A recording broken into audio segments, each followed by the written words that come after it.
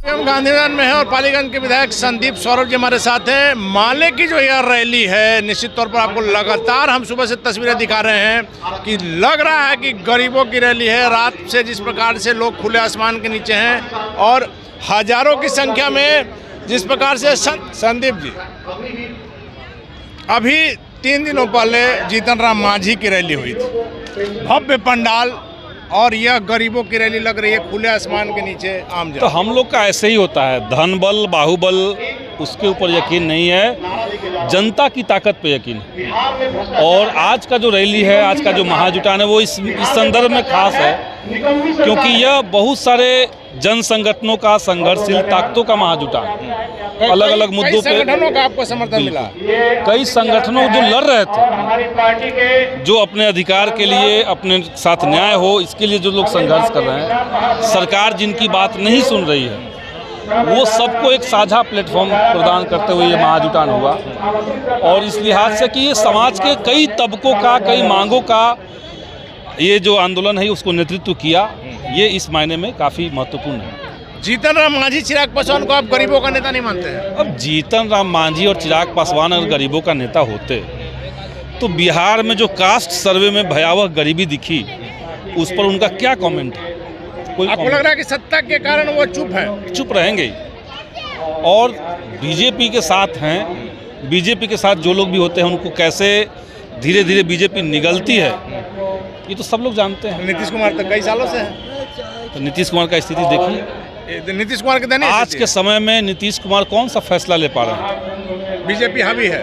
हावी 7 मंत्रिमंडल में 7 नए लोग आए, कौन फैसला लिया उसका? लेकिन विधायक जी, आप मान रहे हैं कि चिराग पासवान जो गरीबों की आवाज़ उठाते थे, किसी घटना पर सबसे पहले पहुंचते थे, सत्ता में जाते हैं, इंडिया में जाते हैं, उनका मुंह बंद हो गया? मुंह बंद हो गया। और देखिए, ये लोग कह ही चुके हैं कि हम बीजेपी के हनुमान हैं, मोदी जी के हनुमान, मोदी जी के हनुमान हैं। और मोदी जी ने इनकी पार्टी तोड़ दी। मोदी जी ने इनका जो ऑफिस है दिल्ली में, वहाँ से स्वर्गीय रामविलास पासवान जी का तस्वीर फेंक दिया, तब भी हनुमान बने हुए हैं सत्ता के लालच में। अभी बिहार में देखिए कि मोतिहारी में जो सेंट्रल यूनिवर्सिटी है, उसमें जो वैकेंसी आई है, एक भी पोस्ट ओबीसी SC ST को नहीं दिया, सारे सीटों को अनरिजर्व कर दिया, जनरल सीटें कर दिया। मतलब आप लोग लगातार जो कर रहे हैं कि आरक्षण के साथ छेड़छाड़, आरक्षण के साथ खिलवाड़ कई मायनों में। एक तो डायरेक्ट आरक्षण में कटौती, ऊपर से लगातार निजीकरण करके, निजीकरण भी तो आरक्षण में कटौती है। आप जैसे ही निजी क्षेत्र में भी मांग कर रहे हैं, हम लोग निजी क्षेत्र में भी मांग कर रहे हैं और निजीकरण का विरोध भी कर रहे हैं। निजीकरण हमें नहीं चाहिए। सामाजिक सुरक्षा की गारंटी हो, रोजगार के अंदर सम्मानजनक वेतन हो।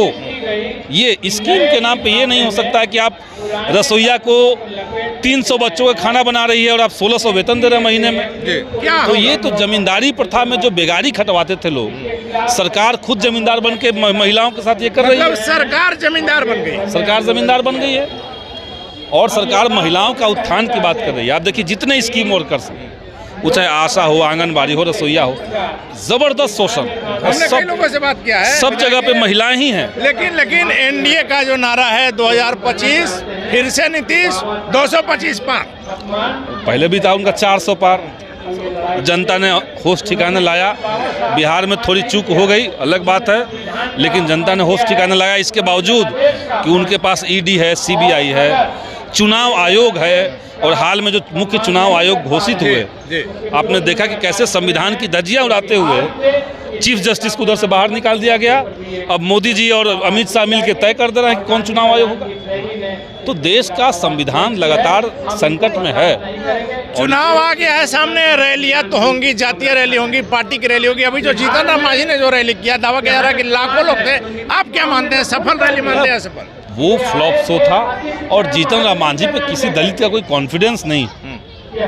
आप मैनेज करके पैसे के बदौलत ठग ठुक के लोगों को ले आ दें, लेकिन उनको कुछ पता नहीं। आप जो कह रहे हैं सर, हमने दिखाया था, कई लोगों को पता भी नहीं था क्यों आ रहे हैं, कोई लाया, कोई पैसा से 500 रुपया मिल रहा इसलिए आ गए, कहा कि पटना घुमा देंगे इसलिए आ गए। कई लोग पटना घूमने के लिए आए। चलिए विधायक जी, आखिरी सवाल है, आज की यह रैली चूंकि चुनावी वर्ष है, क्या संदेश जाएगा बिहार में? बिहार में अलग अलग संगठित संघर्ष करने वाले जो लोग हैं, उनके अंदर एक कॉन्फिडेंस एक तो आया।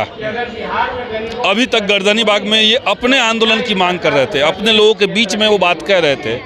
आज गांधी मैदान में बड़ी तादाद के बीच में उन्होंने अपनी बात कही, एक बड़ा मंच दिया, सब लोग को हमने मंच दिया और लोगों ने अपनी बात कही, तो इसका एक असर जाएगा। इलेक्शन में इसका असर पड़ेगा और इस बार महागठबंधन की सरकार बनेगी। एकदम इस बार बिहार में बदलाव हो। चलिए, तो बिहार में बदलाव तय है। पालीगंज के विधायक संदीप सौरभ जी सीधे तौर पर कहना है कि इसके पहले भी 400 सीटों की बात हुई थी, क्या कुछ रिजल्ट आया? इस बार बिहार में सत्ता परिवर्तन निश्चित है। निश्चित तौर पर जो आज माले की रैली है, लग रहा है कि रैली है, लोग अपने मन से आए हुए हैं, जीतन राम मांझी की तरह बुलाए हुए लोग नहीं हैं, भव्य पंडाल में नहीं है। लगातार आपको हमने कहा कि खुले आसमान के नीचे कल रात से लोग हैं, अपना खाना बना रहे हैं और सरकार के विरोध में यहाँ इकट्ठे हुए हैं। माले की यह रैली बिहार में क्या असर दिखाएगी, देखने वाली बात होगी। फिलहाल बने रहे ब्रेकिंग बैक से।